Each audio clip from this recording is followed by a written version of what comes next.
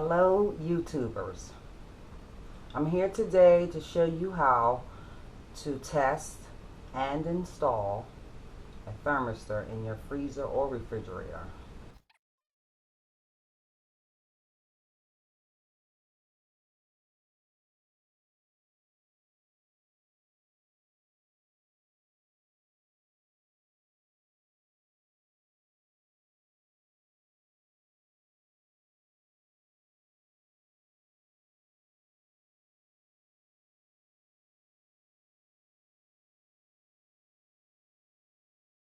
As you can see, what's behind the door, the panel, is all frosted over.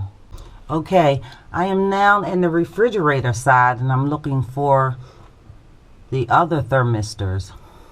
See these two nuts? I believe there's a thermistor behind there. So I'm going to take my 1/4-inch tool and unscrew the nut.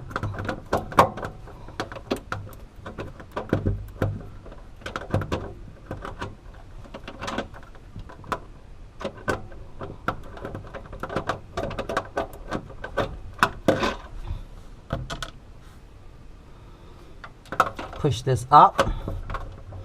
See that little tab? Bring it out. Turn it around.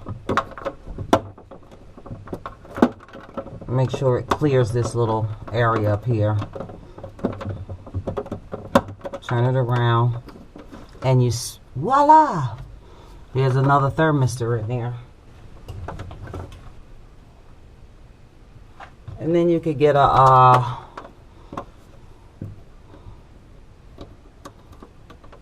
tool to bring it out, or you can try to bring it out with your own fingers, but that's another thermistor. Okay, now we're at the testing phase of the thermistors.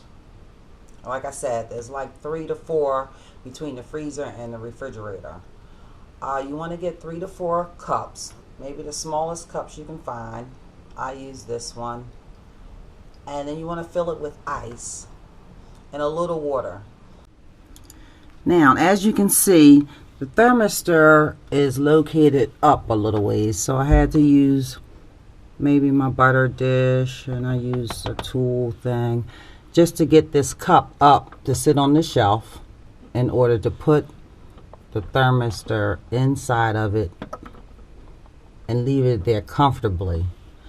So you might have to do that on all your thermistors, but you want to get that thermistor all the way in the cup in order to test it in the back. So let's do that with all 3. Here's the evaporator thermistor in the cup, and here's a fresh food thermistor in a small cup too. Now mind you, if your coils, these coils, are frozen over and you do this test right away, you do not have to sit this evaporator thermistor in the cup because it's already frozen over. It should come up as a 16.3 as it is if you do it right away. But as you can see, this refrigerator has been defrosted, so this is the only way that I can test these thermistors. And then you want to proceed to testing these thermistors out on the motherboard. But you want to use this ohm reader. This ohm reader is going to tell you whether you have 16.3 plus or minus 5% on the readings for your thermistor when they're cold. Now, you want to take this ohm reader and you want to turn it to 20K, they call it.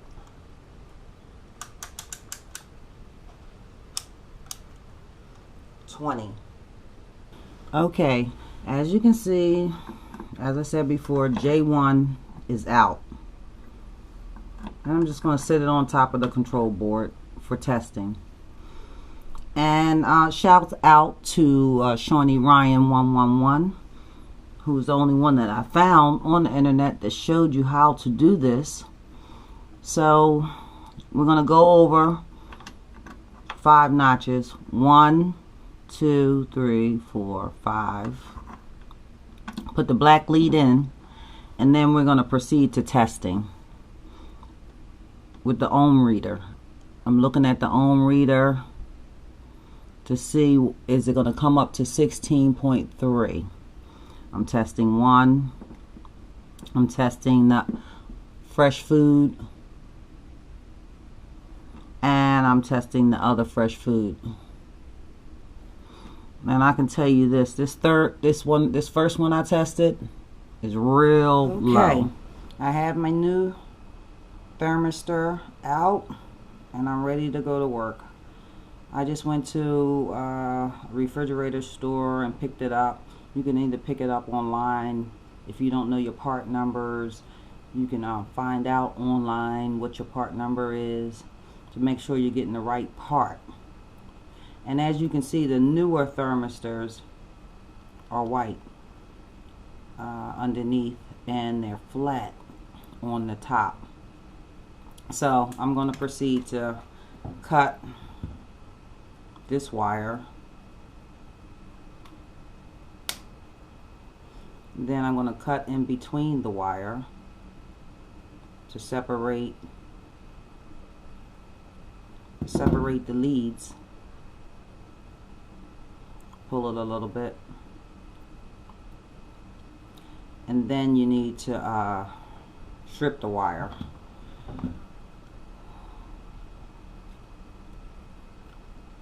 Be good to unlock it first. Alright, let's strip.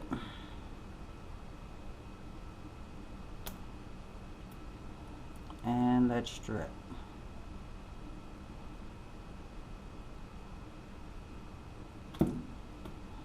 Okay.